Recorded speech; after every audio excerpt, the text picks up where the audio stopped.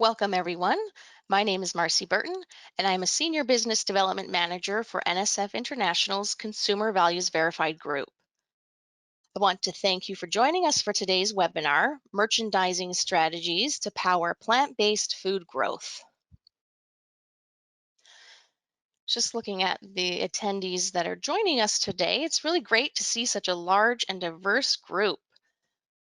It's really a testament to the recent growth and the great future of the plant-based category.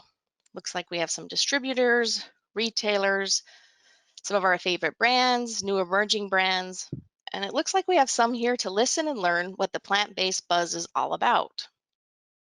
This will surely lead to a robust discussion at the end. So all attendees are on mute, and I do encourage you to utilize the chat feature to ask questions, as we will have time for those at the end.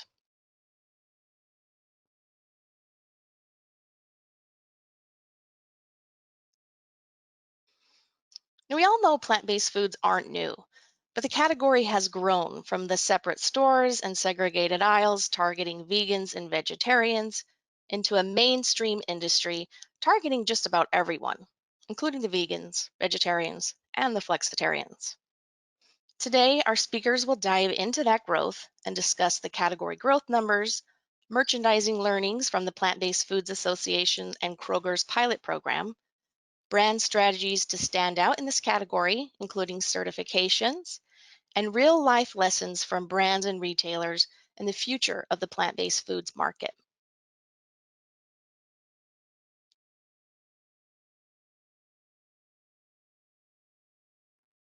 We are lucky to have such a great lineup today that includes Prateet Spencer, who's the Vice President of Strategic Solutions for SPINS, Julie Emmett, who is Senior Director of Retail Partnerships for the Plant-Based Foods Association, and we have Aaron Ransom, who is the Vice President of Marketing for Tofurky. Also joining us is Jennifer Jacobs, who's in Retail Partnership Manager with the Plant-Based Foods Association, and my colleague Nova Sayers, who's the Senior Business Development Manager for NSF's Sustainability Group. And then you have me, Marcy Burton.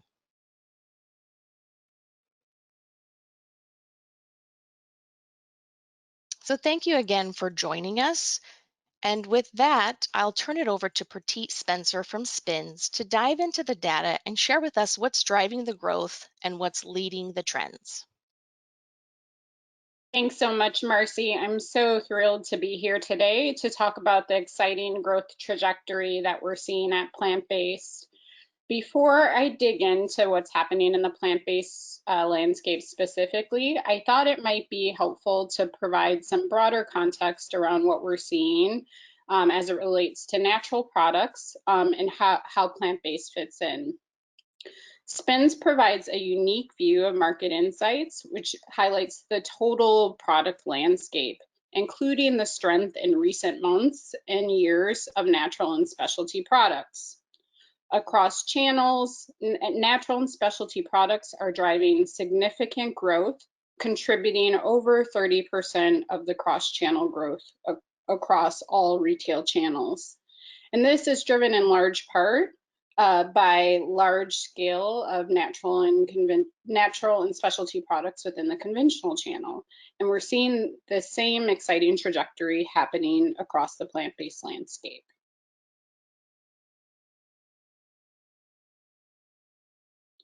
Even in this current context that we're in, we're seeing that trends towards conscious consumption continue to grow.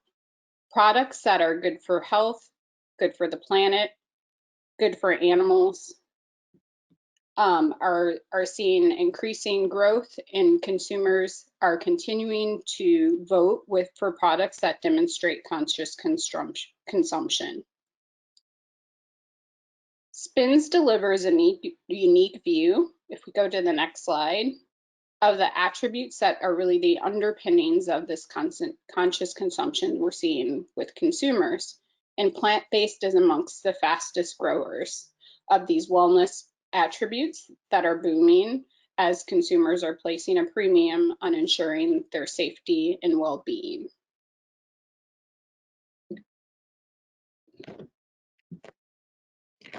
And plant-based momentum is continuing to build across categories. We've seen a significant uptick in plant-based over the last year as plant-based continues to scale to other categories in the store. What you're seeing here in this chart is on the left side, the strong growth trajectory that we've seen for plant-based. Even in this context, a 16-point increase in the last year. And on the right side, the growing awareness of plant-based and availability across multiple categories in the store, with some of the emerging categories being frozen entrees, frozen desserts, and a growing body in yogurt and kefir.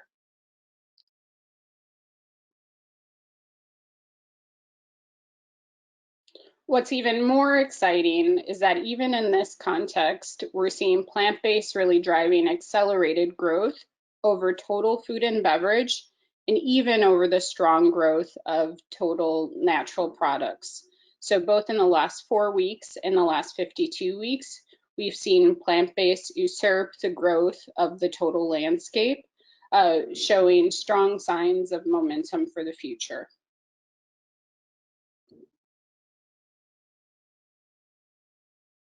As we unpack the macro forces that are driving strong plant-based acceleration, we can really pinpoint 3 different factors that are driving this strong growth. The first is the conscious consumer, as more and more consumers are adopting plant-based lifestyles.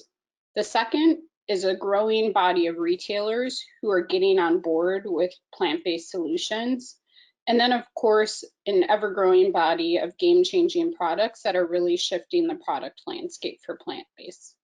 So let's dig a bit into each of these macro forces. So from a consumer perspective, we've seen the consumer context shift pretty dramatically since some of the early views in the 1950s, which really looked at plants as a source of vegetables. As more and more plant-based products deliver not only more healthful options, but options that are better for the environment, with more plentiful supply, we're seeing more and more consumers choose a plant-based lifestyle, and that number has reached over 40% in today's landscape.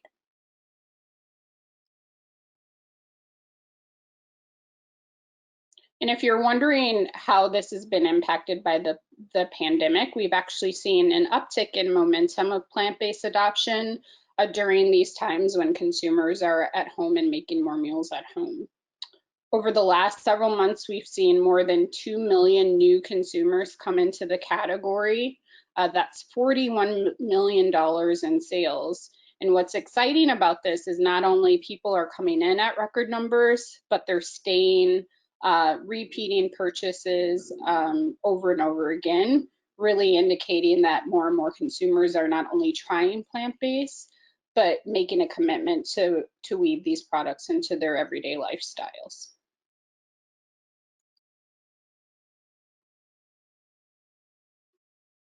The second pillar of growth is really around retail availability.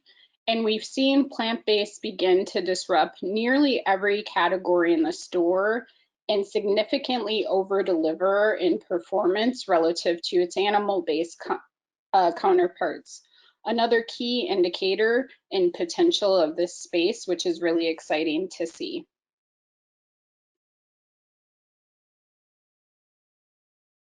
In fact, as we look at some of the plant-based categories, across those top 10 categories, you'll see they're over-delivering their mainstream counterparts in every segment, both in the last year and in the most recent 4 weeks.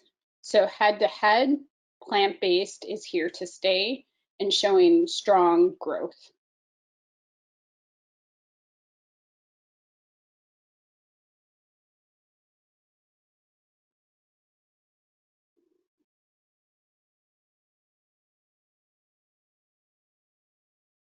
The third factor that's attributing to the strong growth of plant-based is really a shift in the product supply.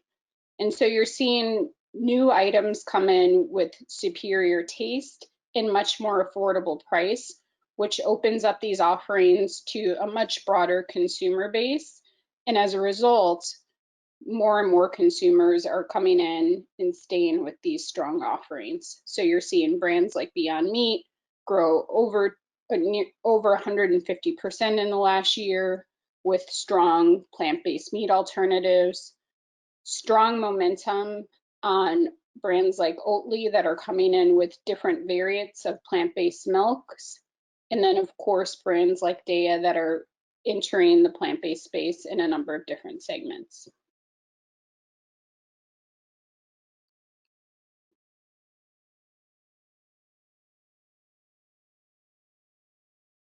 And this new product momentum isn't showing any signs of slowing down. What you're seeing here is the top 10 plant-based brands noted by percentage of sales. So as an example, the shaded blue would represent Silk, which is 20% of the total plant-based sales today. What you're seeing on the right side is the actual contribution of growth within these sales within these brands. What I think is incredibly exciting as you look at that gray down at the bottom is that you have about 32% of sales coming from all others, which represent the next generation of plant-based disruptors. And those brands are in fact over delivering growth, out punching their weight at growth, delivering nearly 40% of the growth in the category. So this shows a landscape that is not only committed to kind of the strong brand heritage brands that have performed so well over time, but also making way for the next generation of brands. Next, I'll pass it to Julie, who will chat a bit more about the recent impact that we're seeing of the plant-based test in store.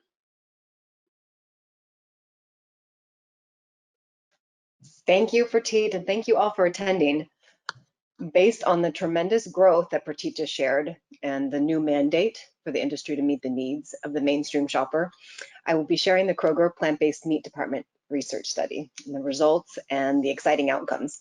So before I get started, PBFA is the only membership trade association for the plant-based foods industry, and we exist to build a strong foundation for the plant-based foods industry to succeed and thrive.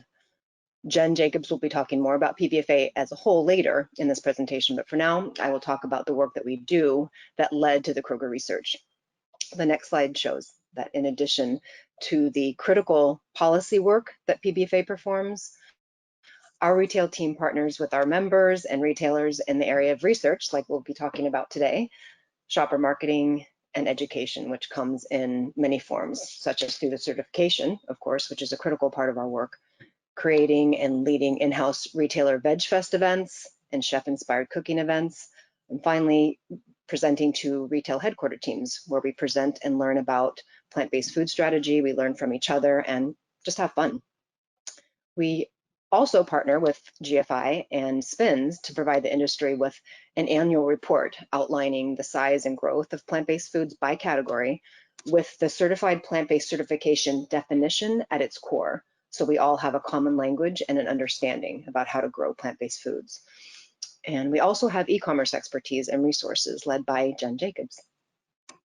Lastly, in our efforts to make plant-based foods widely accessible, we also offer support in food service. You can actually go back to the previous slide. My colleague Sabine Vyas, our director for food service, is adapting very well to support food service now in new ways.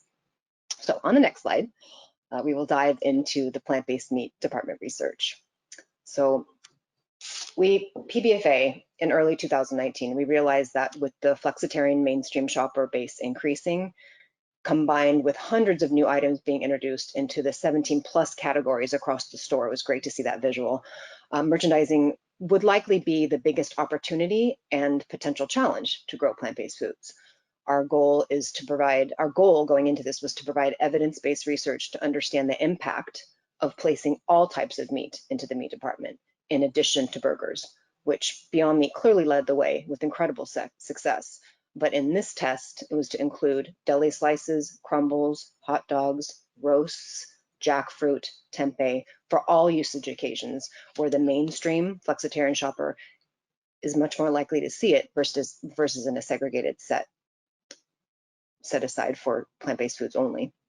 So we set out to find a retail partner willing to run a control store test, which is obviously, it's disruptive. It's a massive undertaking, and publish the results. Most importantly, publish the results to help inform the industry. PBFA exists to support the entire industry.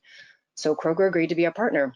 So on the next slide, you can imagine how thrilled we were to be able to be working with Kroger, the #1 US grocery retailer, and 8451, the leading edge analytic arm to help us with cutting edge research and analytics.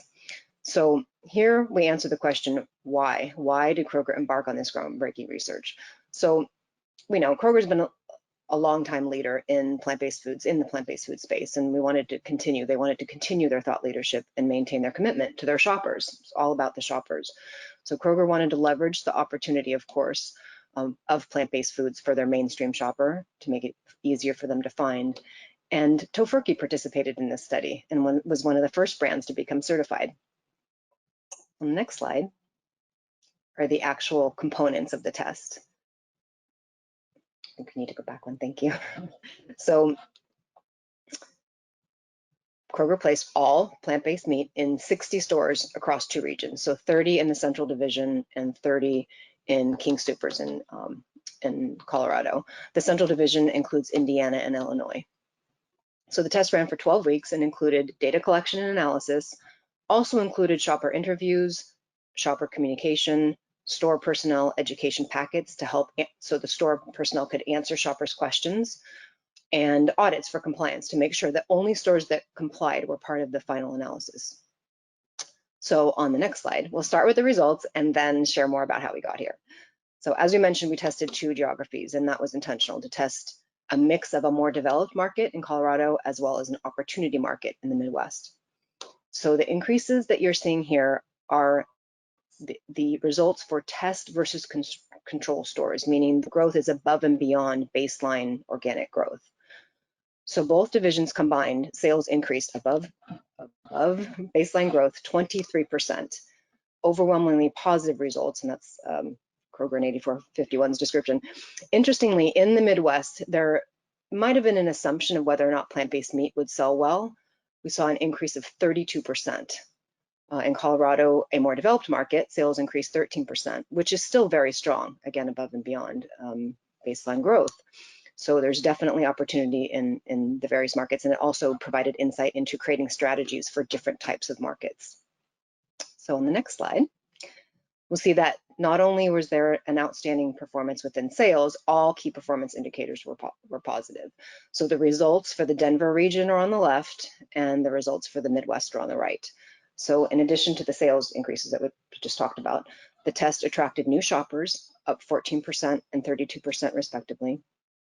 The set also increased household penetration and purchase frequency, all really important metrics to understand how shoppers reacted to the set. So on the next slide, we'll see that in addition to the sales analysis, the hard data, the hard quantitative data, we included qualitative data through shopper interviews. It was to provide a more complete picture, really to better understand what is driving shopper behavior and the why behind the numbers.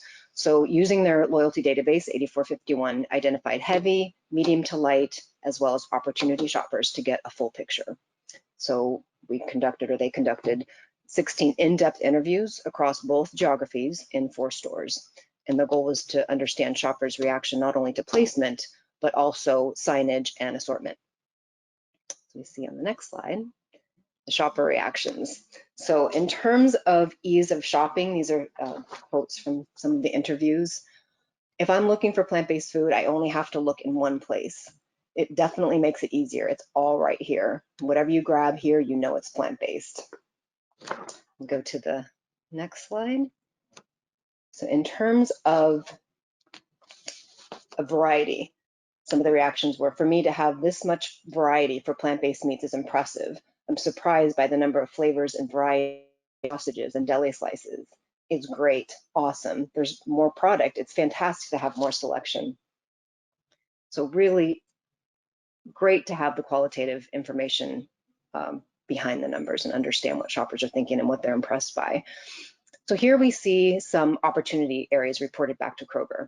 So regarding awareness, there was some concern that nothing overtly suggested something within the set had changed. Some shoppers felt that there was a lack of separation from animal-based products.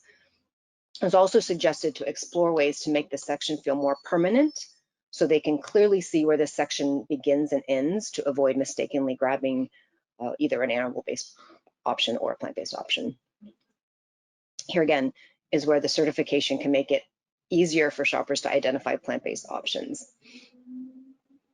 Here we see reactions to signage. So what is important, which is important obviously to help shoppers find plant-based foods, the recommendation was to focus on overhead signage, help the shopper navigate the store, be able to find what they're looking for, and to use consistent language through the store to communicate plant-based.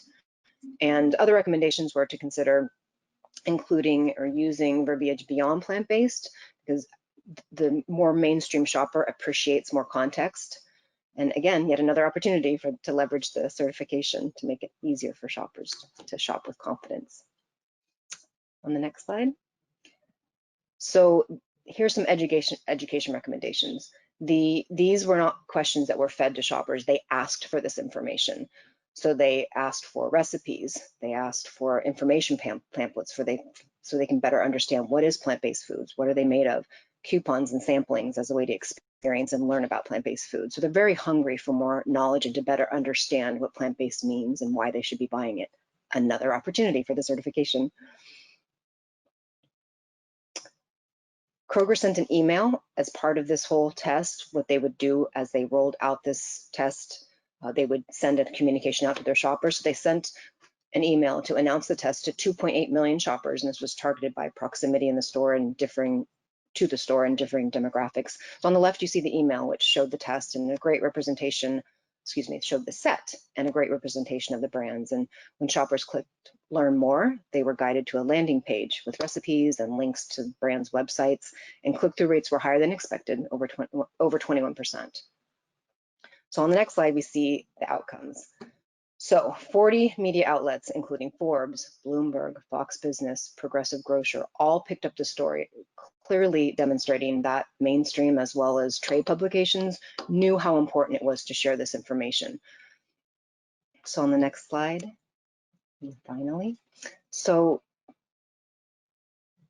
here we see, once this test was published, we all, as a company, and primarily the retail team, received many inquiries from retailers wanting to understand what the implications were for their own plant-based food merchandising strategy. So really robust conversations with retailers and brands. Also, marketing efforts have been ramping up.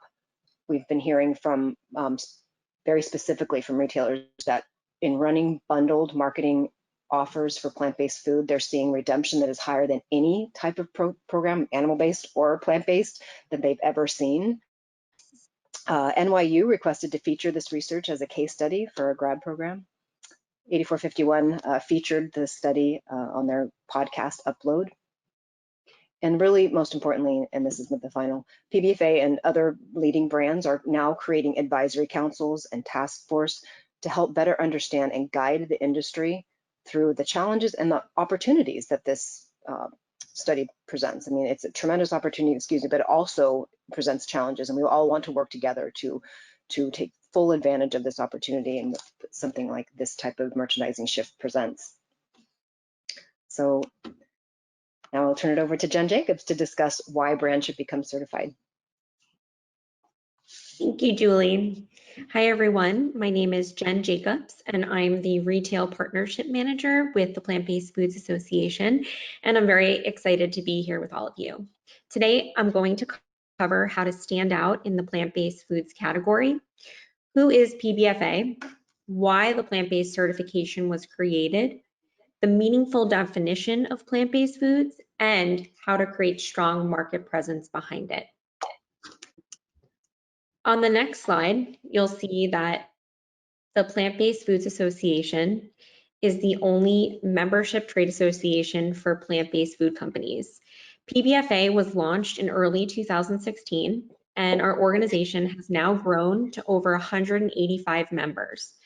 Our total membership includes investors and affiliates, which is currently over 300.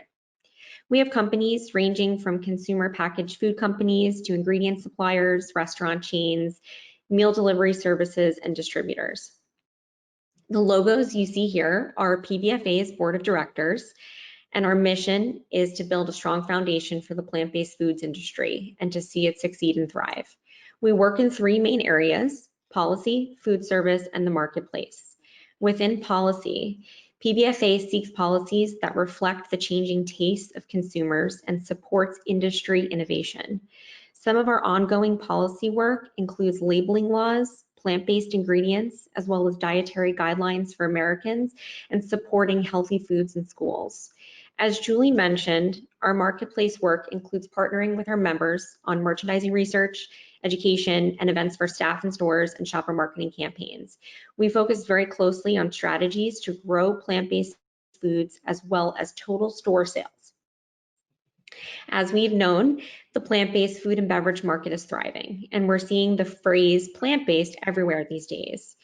PBFA is on a mission to ensure consumer confidence in the meaning of those words, and we are so proud that we teamed up with NSF International to launch the first plant-based food certification. We feel foods with the certification are easily identifiable in the marketplace as alternatives to animal-based products or products containing animal-derived ingredients. On the next slide, you'll see that becoming plant-based certified is a great start in joining a community that is helping define this dynamic and beneficial food category. Plant-based food is defined as a finished product consisting of ingredients derived from plants that include vegetables, fruits, whole grains, nuts, seeds, or legumes. Products or ingredients eligible for certification fit into the following categories and do not contain any animal-derived ingredients. They are tofu and tempeh, meat alternatives to beef, pork, chicken, and fish, milk alternatives, dairy alternatives like cheese, yogurt, ice cream, novelty and frozen desserts, butter, dips, dressings, and sour cream, other beverages, and creamers, egg substitutes and mayo, meals with meat or dairy alternatives like pizza, frozen meals, pot pies, baked goods, protein powders, and multi-component products that contain soybeans, dry peas, chickpeas, lentils, or dry beans, or any combination of these. Additional product categories will also be deemed acceptable if approved by the Plant-Based Foods Association. On the next slide, you will see the top 5 reasons to get certified plant-based. Number 1 is to differentiate your products. Our third-party seal sets your products apart as 100% free of animal ingredients versus plant washing claims on foods with both plant and animal ingredients. Number 2, broaden consumer appeal. Only 3% of US consumers identify as vegan, but 39% say they're trying to eat more plant-based foods. 3, amplify your brand. By clearly identifying products as plant-based, the seal helps your brand stand out amongst the competition and create a strong marketing message. Number 4, define plant-based foods for consumers and retailers. Certified plant-based foods are alternatives to meat, dairy, egg, poultry, and fish, and are 100% free of animal ingredients. And number 5, enhance your sustainability story.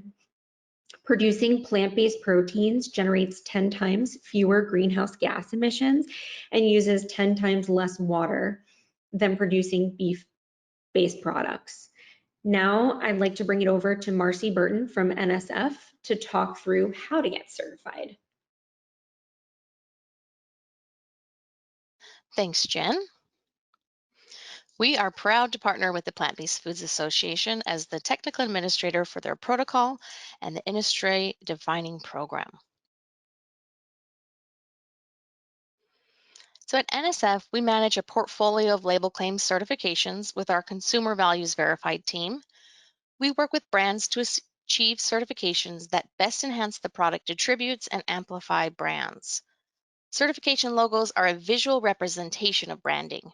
They quickly and simply communicate your brand values and your product attributes through a quick on-package certification logo or proof point. These proof points support your brand story and confirm that your products fit consumers' needs and preferences, whether these are dietary, religious, lifestyle, concerns about sustainable and humane sourcing, or the desire to avoid certain chemicals or genetically modified ingredients. Many of your products already carry some of these certifications, and the certified plant-based is a simple add-on with a desk audit only to confirm the product's content. And as the plant-based category continues to grow and we integrate across the retail space, the certified plant-based logo will help your products stand out in their category. So as Jen said, the certified plant-based protocol is to set a definition for plant-based. And we're pleased to share that this same definition and protocol has been adopted by the Plant-Based Foods of Canada.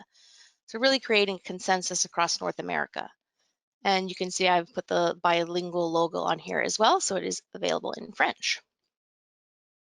The process to achieve certification is just a 3-step process.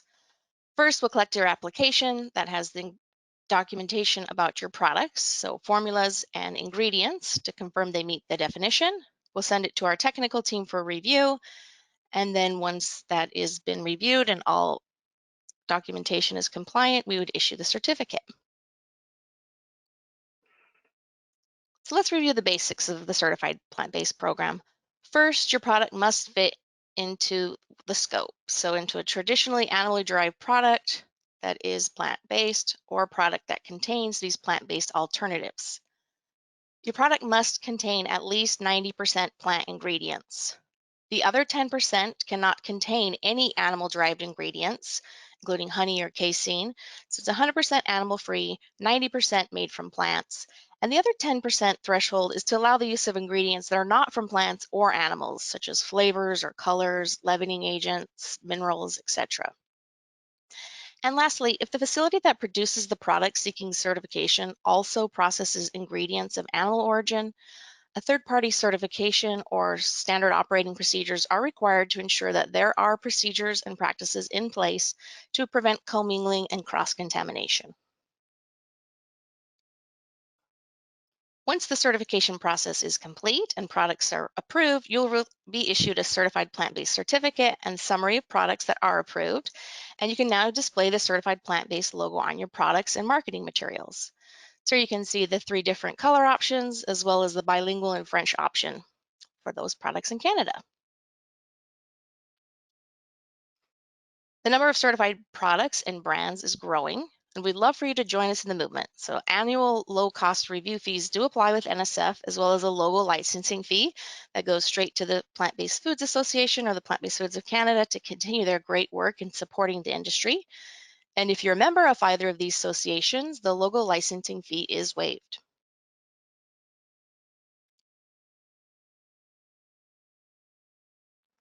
Now I'd like to invite my colleagues to turn on their webcams for our panel discussion.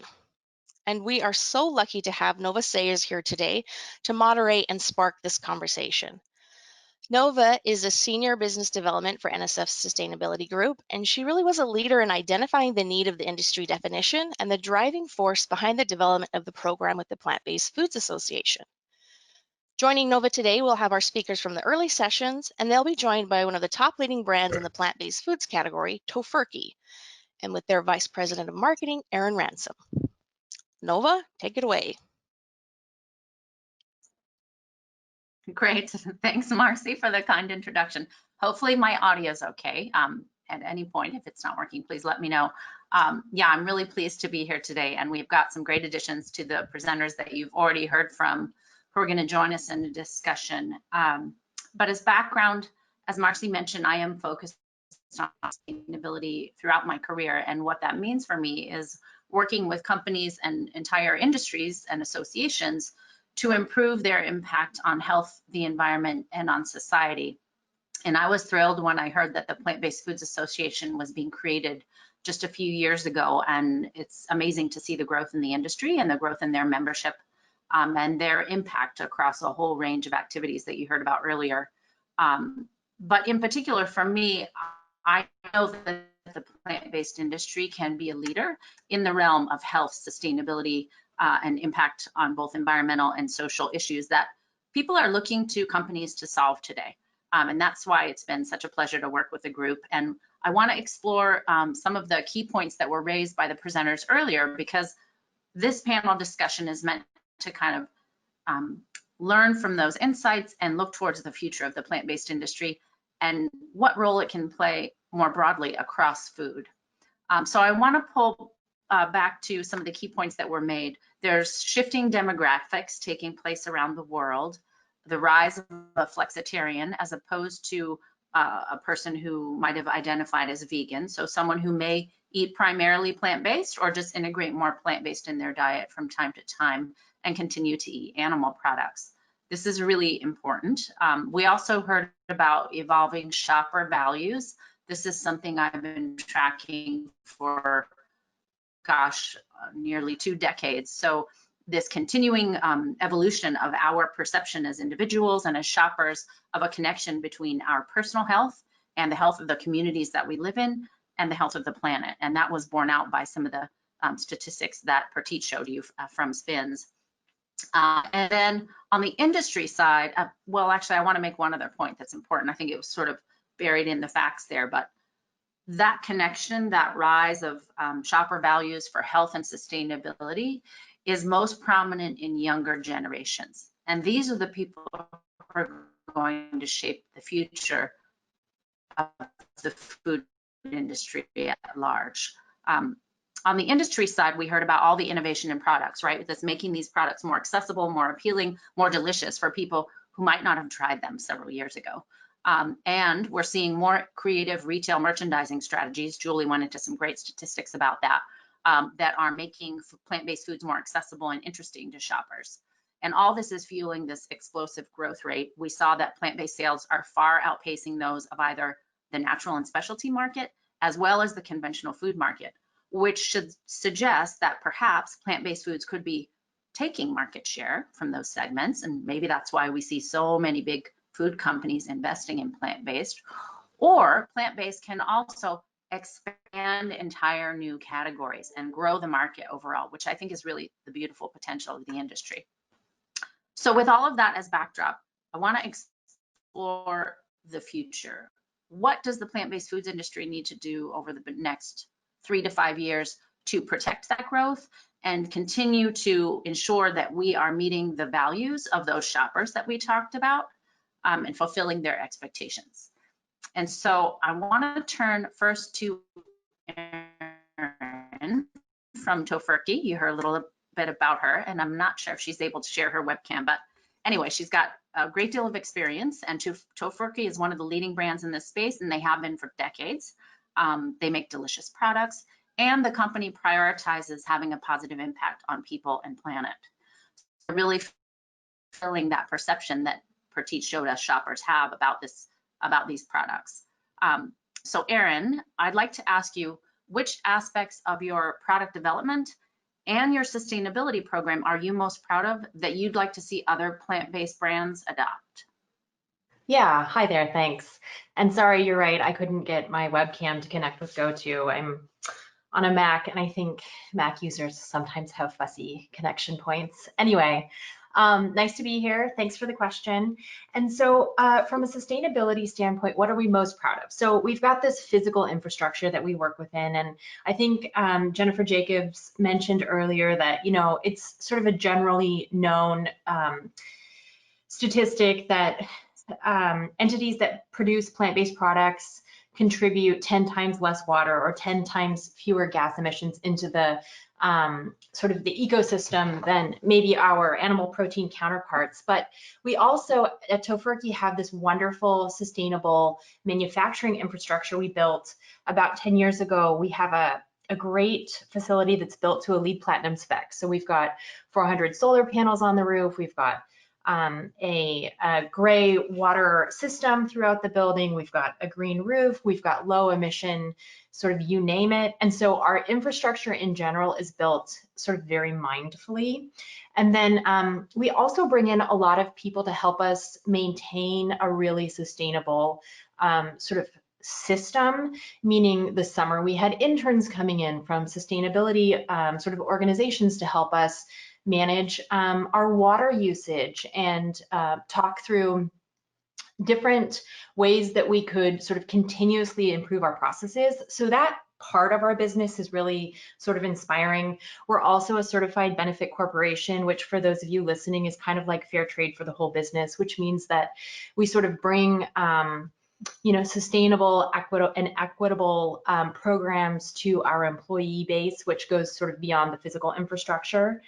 And then, obviously having our certification sort of line up on the face panel of our packaging is a really quick, concise way to communicate the value in the product to consumers. And that is everything from the non-GMO certification to the plant-based certification offered through the PBFA, on the front of the pack. And I think that as our products begin to transition from sort of a more traditional produce aisle merchandising location, maybe to the meat department, these certifications are going to become a lot more important, because we're going to be sort of educating new consumers, that flexitarian consumer that's coming into the marketplace, and we're going to have a very small window of time to sort of grab them, help them understand what we're offering, and then give them a trust mark to sort of build their confidence in a trial and then loyalty.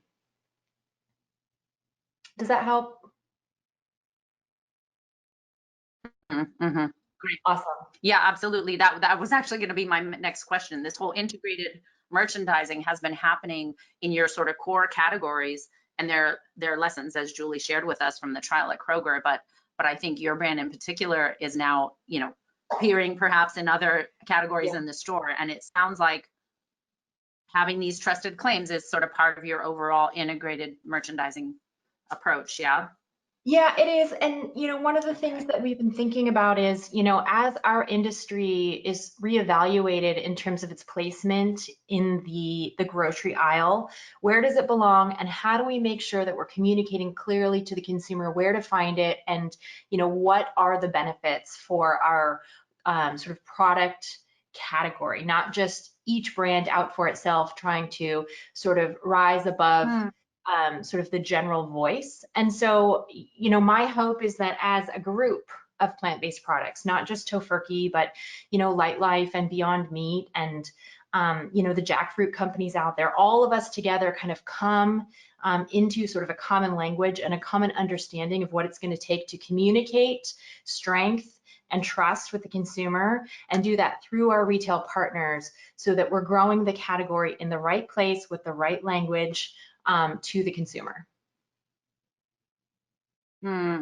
Great point. I think I'm going to take that as a segue to bring Julie into the conversation, because there were some takeaways from the Kroger trial related to that, in terms of building that common lexicon, the terminology, and also the visual language, and the benefits that, as you pointed out, Erin, that can have not just for each individual brand, but for the retailer themselves.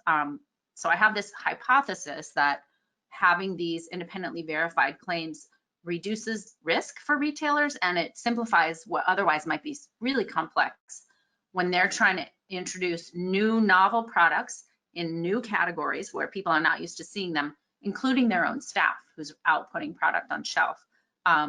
So I wanted to ask you, Julie, if you could share some more insights about that, the certification mark, how does that play into simplifying things for retailers? And how does it, as Erin mentioned, sort of address awareness for the industry as a whole and not just for each individual brand?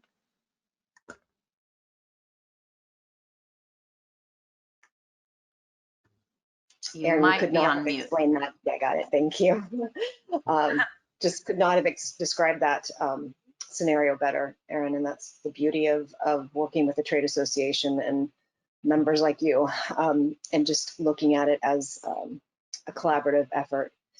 So retailers need as many tools as possible, because changing consumer behavior is huge. I mean, all we have to do is look at ourselves to realize how changing behavior is a challenge. So creating a billboard effect, we talked about signage, the importance of signage, but having each individual brand, as opposed to, collectively having all brands having a certification, will help educate that shopper over time. I know Petit will likely be speaking about the impact of certifications, but look at USDA organic, for example. Over time, it becomes something that through collective efforts of educating, consumers now understand and trust what that means, so that we expect that to be the same for certified plant-based. And that's what we work toward as an organization, to partner with members like Tofurky and all of our wonderful members to be able to adopt the certification, so we can make it easier for shoppers to find it, feel trusted that they can feel trusted that they know what they're purchasing. And that is just another tool, a way to support retailers, because they have, they have a lot going on in the stores, and they need, they depend on us to help them, support them in these efforts. Yeah, that's interesting. That I've seen that play out now for my years in this space. The benefit of having standards that and a common way of communicating in a crowded retail environment is vastly enhanced when it's a collective effort across a whole bunch of companies versus each brand going it alone and sort of each retailer going it alone. Now, that being said, there you can still have plenty of differentiation by category, by retailer, et cetera. But this is one of the value propositions of standards and certification. So yeah, good to hear your feedback on that. I guess I want to bring in one other point, which is, since we know that shoppers are associating these various benefits, personal health, community health, planetary health, animal welfare, do you see that retailers are acknowledging that and seeing that value proposition of plant-based foods too, or are they just kind of looking at the sales growth and seeing the market opportunity? You can never discount that. Well, this is a business, but they care about, and I'm finding that I've been in the retail industry my whole career, and I've never seen anything like this, where you actually have everyone, not just retailers, but brands, that have such a personal passion, understanding that we're all in this together. And for us to be able to provide evidence-based research, data that supports, to help them understand why shoppers are buying it. It's important for business, but they care about it as well. And I'll just speak to Hannaford specifically. Hannaford, our partner there, Bill Puza, he's the meat department manager, and he's actually the person that came out to Plant-Based World, and we've been partnering ever since. He invited us out to present to his retail team, and they are just an amazing example of doing everything right, in terms of signage and merchandising and marketing. And but that meat department manager took it upon himself, because he'd been selling meat for 30 years and had never seen anything this exciting before. Bringing it back to sustainability, he actually sits on, Hannaford is leading the charge for sustainability initiatives for Ahold Delhaize, so massive organization, global organization, retailer. He sits on the sustainability committee. And to me, to know that a meat department manager is sitting in on a sustainability initiative and leading the way for such a large, important organization is a beautiful thing to see. And we're finding that across the board. There's just a lot of passion around understanding how important this all is. And I loved what Prateek said earlier, that this is not going away. This isn't a trend. This is not going away. And retailers know that too. Great. That's a great story. Thanks for adding some color to that.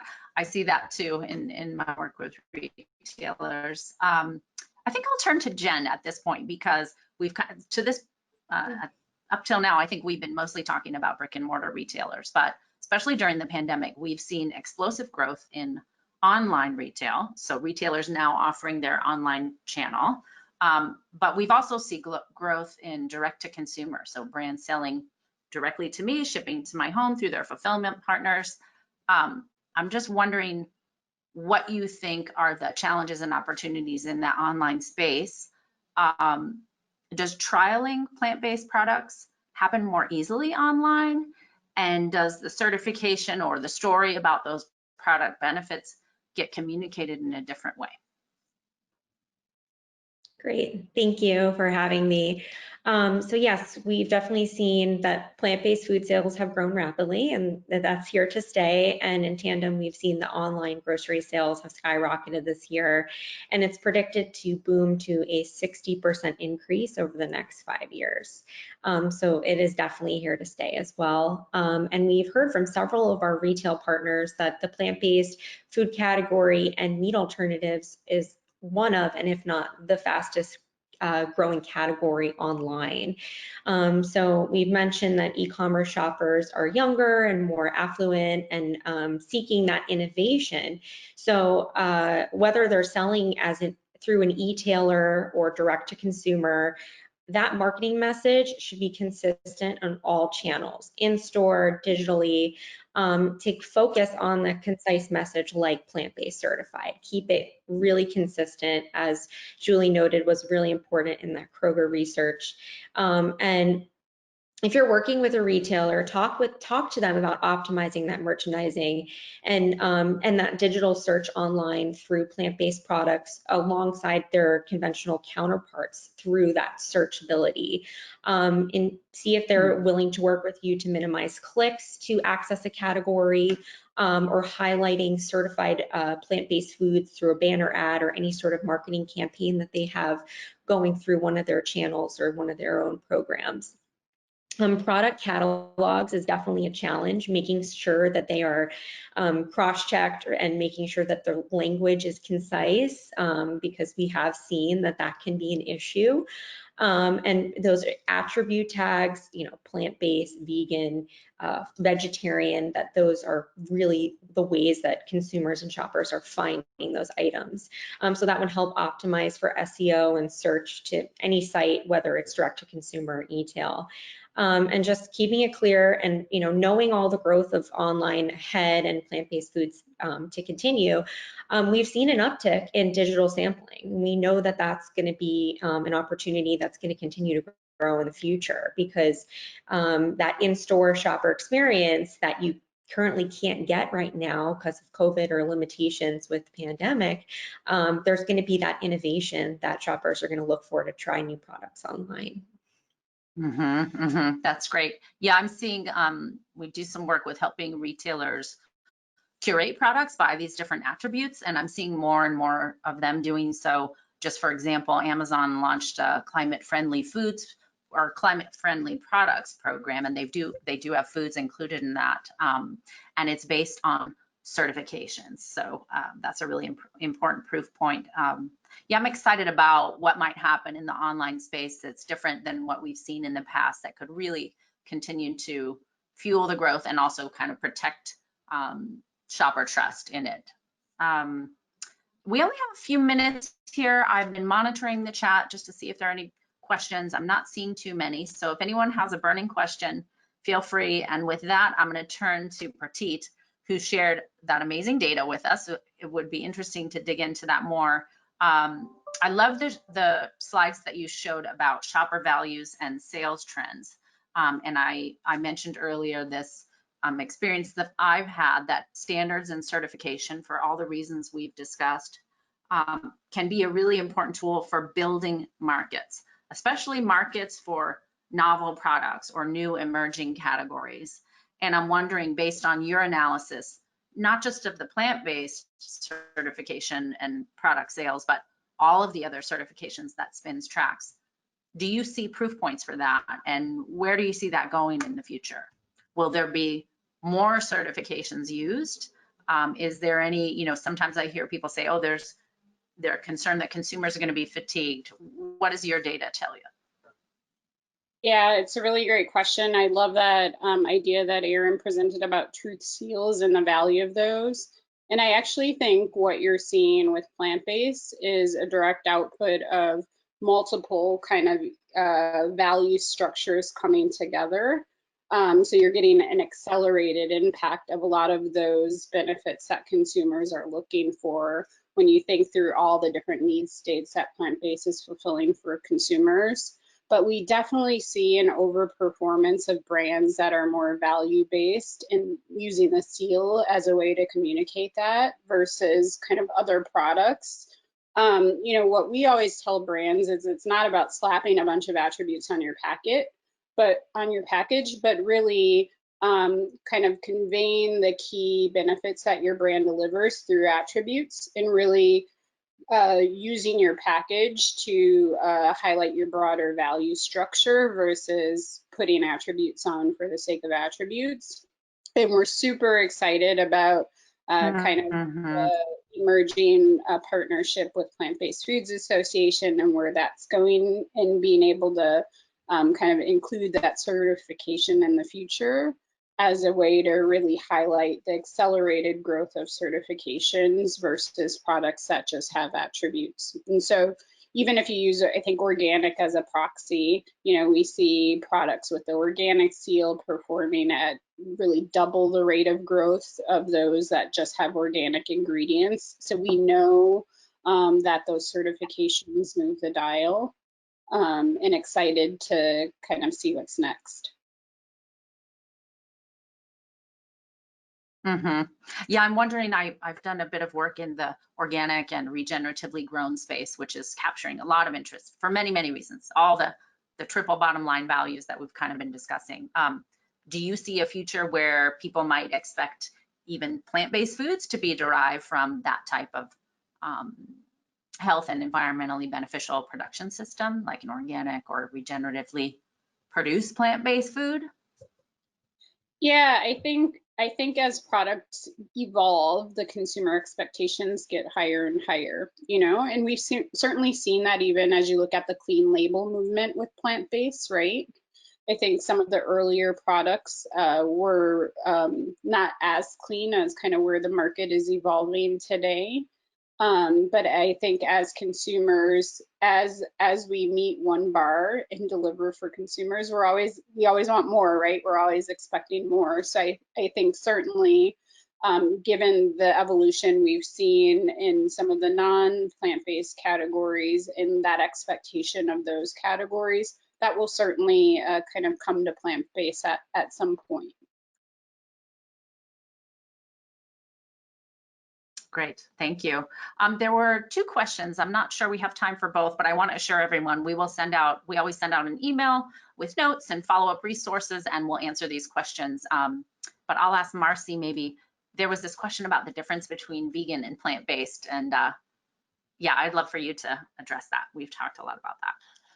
Yeah, absolutely. I think we get that question a lot, and really I think it comes down to the Plant-Based Foods Association definition, looking at what the product contains rather than what it's not. So looking at it being 90% plant-based and 100% animal-free.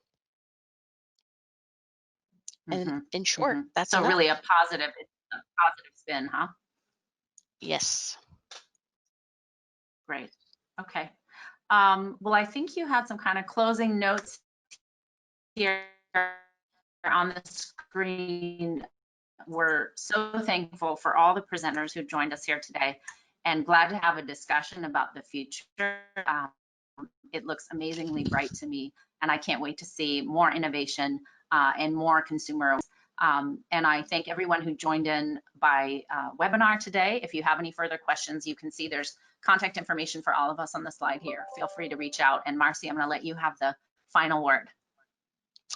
Oh, thank you, Nova. I do appreciate you leading such a great discussion. And again, thanks everyone for joining us. Have a great rest of your day. Bye. Thank you. Take care. All right. Thanks, everybody. Bye-bye. Awesome. Thank you.